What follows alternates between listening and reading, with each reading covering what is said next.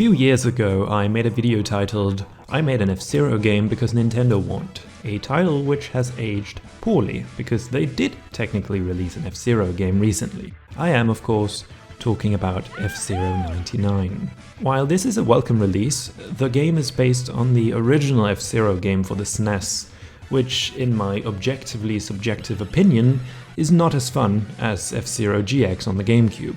What I want to see is a 3D F-Zero game similar to GX, but modernized and playable online. I originally created the F-Zero prototype because I wanted to try and replicate the F-Zero GX physics in Unity. I'm still not sure why exactly I felt like doing that, but I've always felt insecure about my mathematical skills, and I struggled a lot in school, so maybe I just felt like I had to prove to myself that I'm not completely brain dead.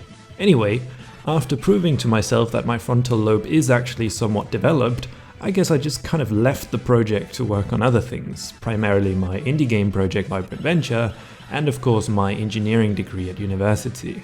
Recently I noticed that the release of F-Zero 99 had caused more people to request a playable demo of the prototype I made, and I also happened to realize that I am dumb for never releasing my work. So, being an impressionable man, I couldn't help but open up the project again and start fiddling. There was a lot of work to be done before I could feel comfortable releasing the prototype to you guys, but here we are. You can now download and play the game via itch.io or GameJolt, and both links can be found in the description down below. Now, this prototype is still quite limited, but I want to just quickly walk you through the current features and what I've changed and added since the original video from a few years ago. I've decided to give this prototype the codename G- because G is the letter directly after F, and it's also short for gravity, and minus is what you get after subtracting 1 from 0, and G- also implies negative gravity, which I found very suiting for the type of game that this is. Anyway, the networking code was kind of garbage, so I rewrote all of that using a network solution called Fishnet. Please don't Google that without also typing Unity unless you're into that sort of thing. There's now a number of sound effects and stock music in place to make the game feel less empty, and currently you cannot change the volume of the music or the sound effects, but you can mute them via these buttons in the bottom right corner. The physics themselves have also been heavily tweaked, and the controls are far more responsive and refined.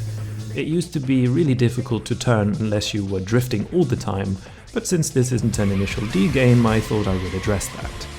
Also, the big yellow blocks that used to function as boost triggers have been replaced by these rings here instead.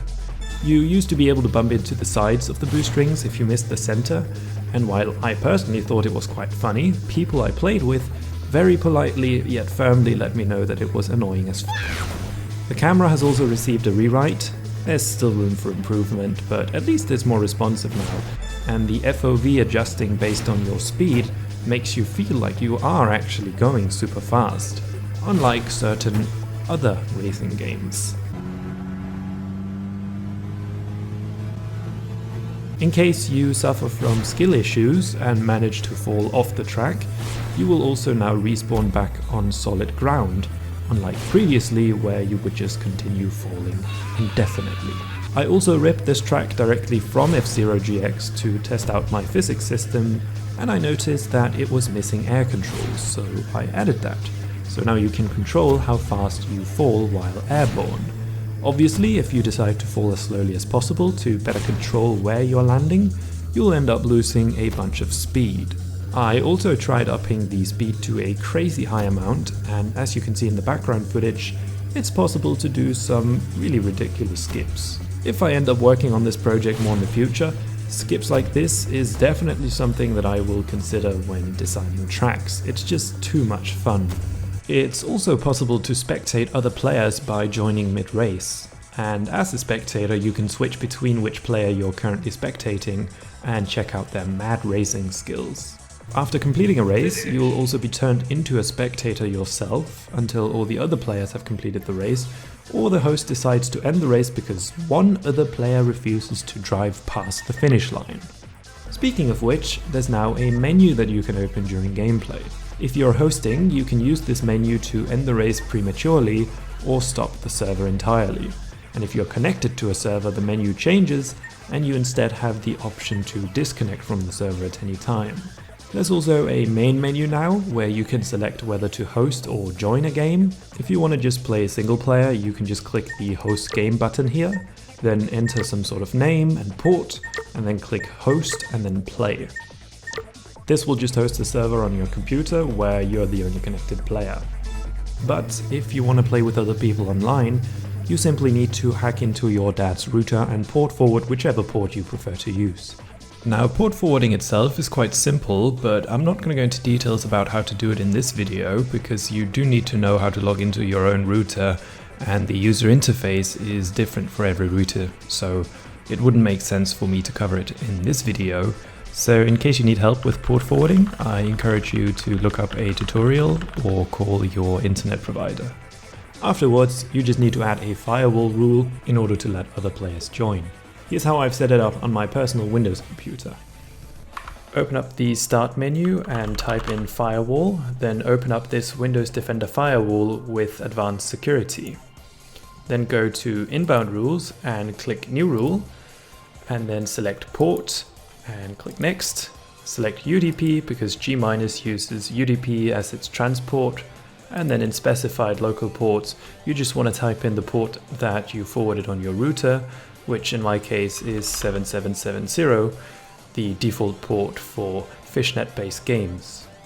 Then click Next and leave this the way it is with the Allow Connection ticked. Select all of these if they aren't already, click Next, and then give it some kind of name like G-, and you're done. Alternatively, instead of doing all of this, you can just be a Chad and disable the firewall entirely. I don't recommend doing this unless you know exactly what you're doing. After doing all of this, your friends should be able to join your server and you can play with as many people as you'd like. I haven't fully tested the capabilities of online play with many players, so I have no idea how well it plays with a bunch of players on the same server. Currently, there's only this one track and vehicle available that Jewel created a few years ago, but I hope you'll give it a try anyway, and I hope it's fun even in its very limited state. Now, I just want to quickly emphasize that this is a very early prototype, and of course there's still room for a bunch of improvements in various aspects of the game. For example, the networking itself could still be vastly improved. As you can see in the background footage, connected players still kind of don't move that smoothly and jitter around a bit, and this is definitely something I'd like to spend more time on eventually, if I end up continuing work on this project in the future. But I just wanted to release this prototype in an acceptable and playable state before going down the rabbit hole of networking optimization. I may publish more updates to G- in the future, but that depends entirely on whether you guys find the game enjoyable and want to see more. By the way, if you're interested in F-Zero games in general, I recently stumbled across this project by Aaron McDevitt called Aero GPX, which looks to be an anti-gravity racing game heavily inspired by F-Zero GX. And according to the Steam page, it looks like it's going to come out sometime in 2024. I'm definitely going to be keeping an eye on this project myself, and I also plan on giving it a try once it eventually comes out. Best of luck to Aaron McDevitt on the development of this game. Hopefully it's going to be a success and also a fun experience to play. Anyway, that's all for me for this time. Thank you so much for watching, please leave a like if you enjoyed, and until next time, take care.